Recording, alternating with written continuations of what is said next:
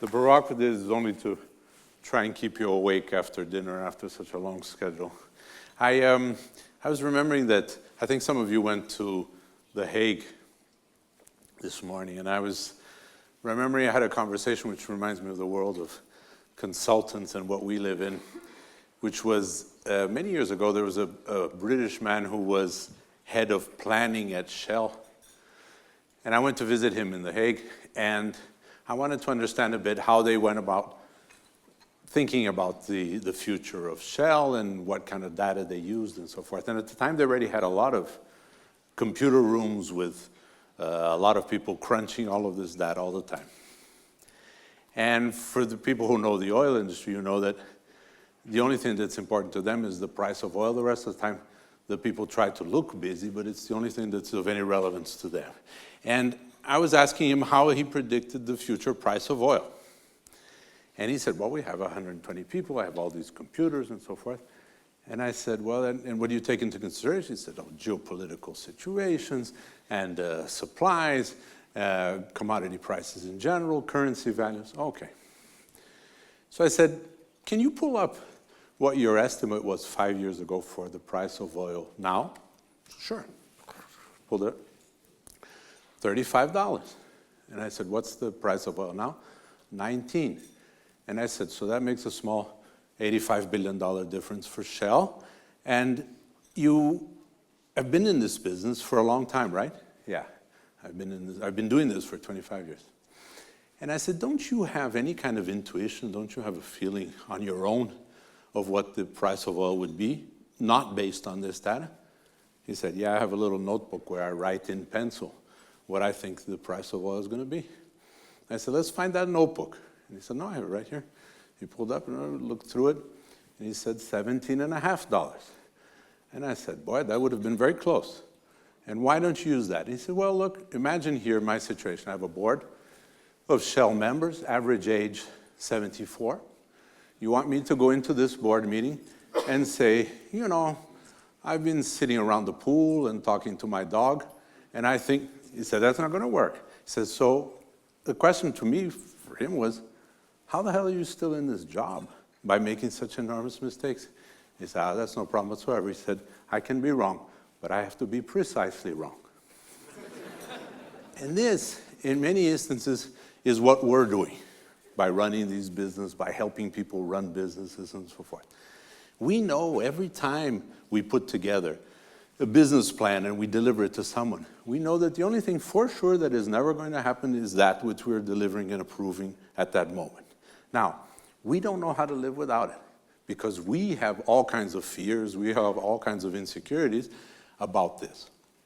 I've been every time now more working with younger kids. And we do this all the time. Every 10, 15 years, we renew our, either the board or the executive committees, et cetera, to work with much younger people. Every time we do this, we realize that we don't understand what they're saying, which is a very interesting process, and it takes a long time. We really don't understand what they're saying. So we've had a new one now. He's not that young, really, just in his early 30s, but he's of this new generation.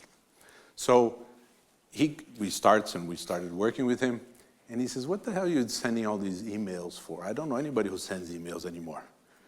And I said, what do you mean email? I explain to you what I want. I attach, I copy, I attach the copy, I copy the attachment, I explain it. He said, we don't use that anymore. We use a small platform here. You get on it. It's online. You write whatever you want, wherever you want. You put in the picture, you put in the graphics for it, and that continues running, and that's what we use. And I've been trying now for a while. I don't really understand it, but it seems a lot more intelligent than what we do. But we don't know how to do that. We've just barely learned how to use the email. So he goes through this process, and then we say, there's this business. Should we start this together and in this direction? Let's do a business plan. And he said, what the hell am I going to do a business plan for? He says, I don't know anything about the business. I don't know where it's going.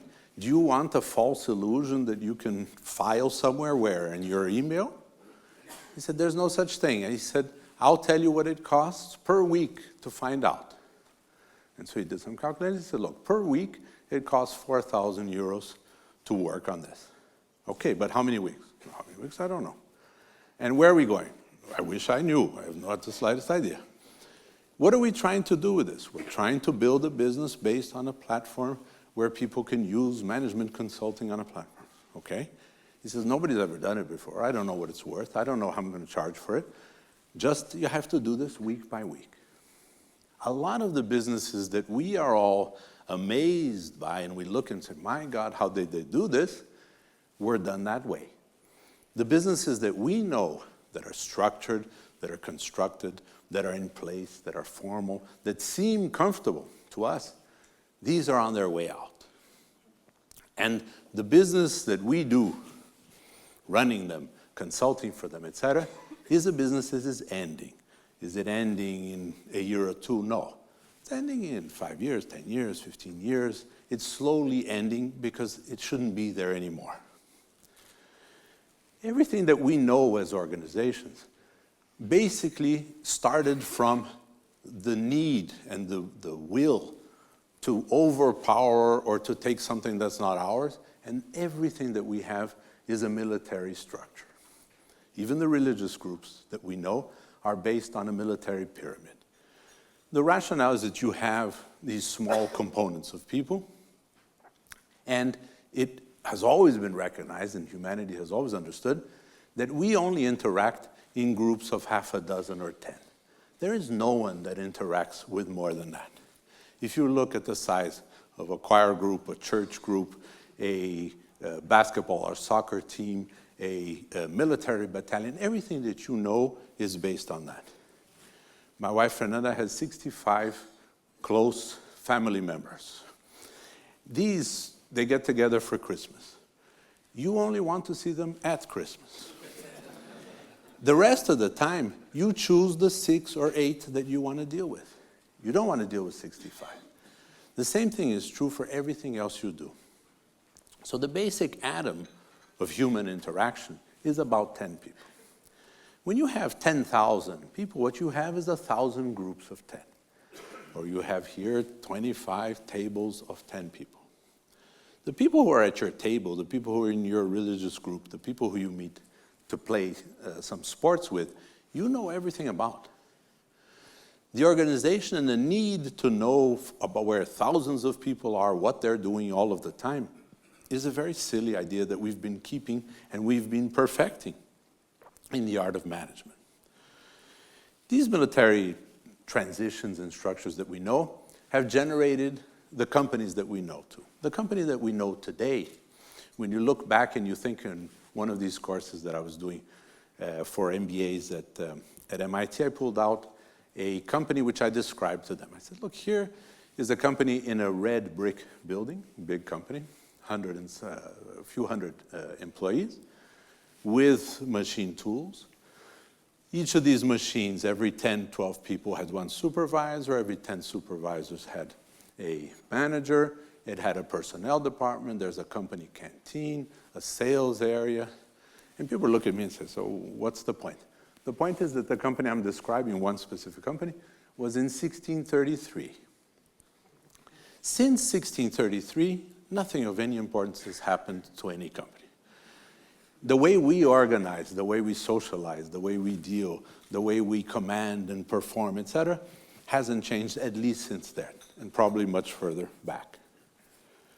You think here, for example, an East India company in the 16th century, for example, were companies that were public companies, that had quotas that you could buy and sell, that had specific missions that it took, that had a very clear organization chart and so forth. Now, we've taken more and more centuries of this, and we've adapted them to speed, we've adapted them to quantity, to volume, but we haven't changed at all the way the human interaction functions. We used to send a letter to somebody in Hong Kong, and it would take 3 months by ship. It now takes 0.3 seconds, but we are saying exactly the same thing. It's too expensive, it's too cheap, I want it from the left, I want it from the right, I want it. That hasn't changed at all. Now, if human interaction is still stable from that standpoint, the question is what kind of organizations, what kind of movements are the ones we should be paying attention to, and which ones are really within the comfort zone of what we learned how to do all of these years. Anyone who opened the paper today or watched the news yesterday is probably a little bit baffled thinking about what it's like to be the CEO of Volkswagen this morning. Now, the CEO of Volkswagen is listening, sits there and has a meeting with his PR people who say you're sorry, you know, that'll help, and okay, good. Ladies and gentlemen, I'm very sorry, 11 million cars. Now what's my next meeting? And so the fundamental aspect of what happened to Volkswagen didn't happen to that one man or to the things. There's some questions that arise. One, do we know of any company, do we know of any structure where compliance is of any real fundamental value? Are we within, how easy is it for you to undo compliance at any minute? We were talking at lunch to a gentleman from KLM. I said, what's the very worst thing that your employees can do to you? Is to work to rule. Working to rules is, I'm going to do what you told me how to do, and I want to see a plane take off in this place. Never, right? The next best thing to a strike is to say, I will do what you ordered me to do. No company will ever go anywhere that way. The same thing happens there. How many hundreds, how many thousands of people at Volkswagen overall this time knew about this? Why was it of no interest or no possibility, or why were people afraid of bringing this up? Do you think that this is the very last problem that Volkswagen has, or GM, etc., inside that car? Do you think all the safety belts are 100% within regulation? You think there is nothing in there that causes cancer? You're crazy. There must be dozens of these things in every car. And there's dozens of these things in every coffee that you drink and anything that you have. The other day, I like olive oil, for example, and I went to see the extra virgin, hard, cold-pressed olive oil that you have, 73% of it is falsified. That's a big number for that extra virgin, cold-pressed, the good one. The rest, I don't know. In coffee, Brazil has constantly been the largest producer of coffee. Between 17 and 27% of the coffee is something else. Is wheat, is all kinds of other things. So the fact is that we've accustomed ourselves to organizations that live with this, that find a way of explaining to their customers why it is that things are that way, and on we go. Now, are we expecting that people who work for these places, who get up and cross the city and take a subway and get to a headquarters in an air conditioning building where they don't know if it's sunny or snowing outside, spend the whole day in meetings that they don't want to, paperwork and so forth, that this is going to generate companies that we really love and trust and have passion for, etc.? So there's an empty exercise we're involved in, which is very time-consuming, and we end up convincing ourselves that it's necessary and that it needs to be done, etc. But the fact is that these times are changing, and the issue is there a management method? Is there an organization? Is there a design, an architecture of the way we work that could take up from where this cycle ended or is ending and generate something completely new? And if we were going to do that, how would it be designed? So we've been trying to answer this question ourselves at the company now for about 30 years. And I inherited a company that was relatively small, about 100 employees, was in one business, which was manufacturing. And we started organizing the company for growth and for doing things and so forth. And as I looked around, a lot of that was very difficult for me to understand. One of them, we were asking people, when they came in, we were complaining that they were 5 minutes late. When they left, we were searching them to see if they were taking something of ours. We were controlling all of their hours. We were docking pay. We were setting exact levels of which person is this and reports to that, and how much they can make if this, if that, etc.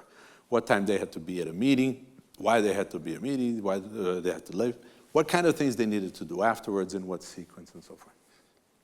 And that seemed to me at the time I was 21, it seemed to me like an enormous waste to spend the next 50 years trying to find out if people came on time, why they weren't doing what they're supposed to be doing, and so forth. It seemed like there must be a better way to do this. So we instituted what we called a little ruler of 3 whys. And 3 whys is a very interesting process, because everything that you think or you know will resist the first why. There's no problem with the first why ever. This is what I was saying at lunch. We have 5 kids, and when they ask the first question, it's, oh, Daddy, why? Oh, why? Because, oh. And then they say, but why that then? Well, it's because you're a child, complicated, blah, blah, blah. By the third why, you have only one alternative, which is to buy them an ice cream quickly. The same thing is true for everything else you do. If we were here 10 years ago, all of us would be in suits and ties, and the women would be in tailleurs, and we would say, why are we dressed this way?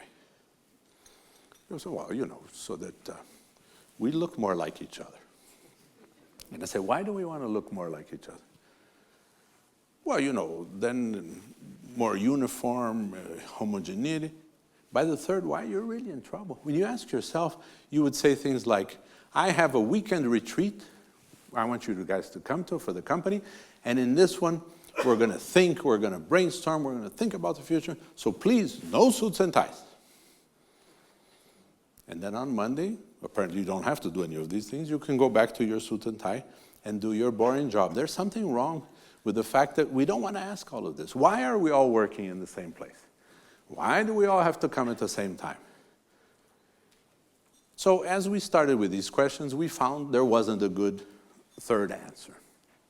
So we started saying things like this. Look, what is it you do? You sell? Yeah. How many of these a week do you sell? Oh, I sell 56 widgets a week. Oh, great. So continue selling 56 widgets, but please don't tell me what time you did it, where you were, what you were dressing. Don't come here to the office. Just sell the 56 widgets, okay? And more. If you sold the 56 widgets by Wednesday afternoon, please go to the beach.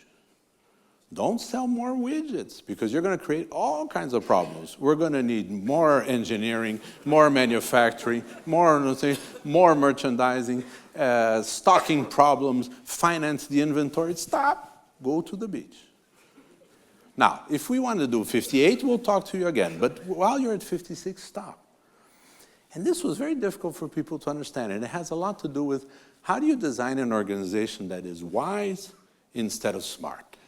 We overvalue smart. We overvalue IQ and logical, mathematical intelligence. That's a very small part of the intelligences we need. We need emotional, we need social, we need interaction. We need all kinds of other intelligences that are not so easy to measure. And the fact that this one is easy to measure and was measured originally for military purposes, we've kind of taken this and we adapt all the tests and people, et cetera, to find out whether we're being intelligent. It seems that selling more widgets is intelligent until it generates all kinds of other reactions which you have to follow up on, which then take you out of your stasis, take you out of your the comfort level of the structure. And now you need to do more. Now you have too much money, you need to buy a new company, you need to merge and so forth, and you're in constant turmoil. And the question is that wise? We have a business now that in 25 years has grown its internal rate of return at an average of 41% a year, every year for 25 years. Some of these businesses, the other day, someone from a TV crew is going down there to film, and they said, can we go film you at the factory, at one of the factories? I know you have a new factory. I said, I've never visited the new factory. I don't know where it is. But it's 8 years old. I know it's 8 years old, but I haven't had the time to go yet. What is